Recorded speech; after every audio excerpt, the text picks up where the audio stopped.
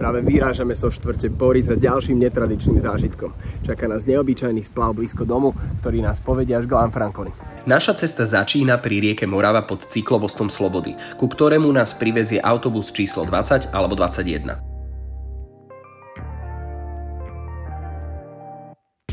Pri sútoku Moravy a Dunaja zaostrite na vodné víry. Preplávať nad nimi je naozaj zážitok, no nie je sranda do nich spadnúť. Vítajte na Dunaji.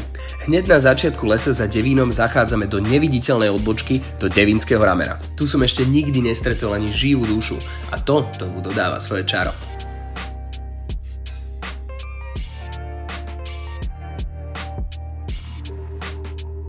Pokračujeme do Karloveského ramena.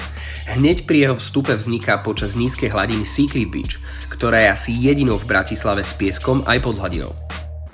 Karloveské rameno ponúka skoro všetko, čo by mal turistický splav ponúknuť.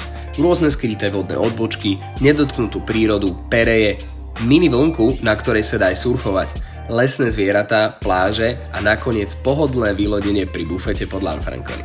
Ja tento splav milujem, pretože ho absolvujete pohodlne aj bez auta.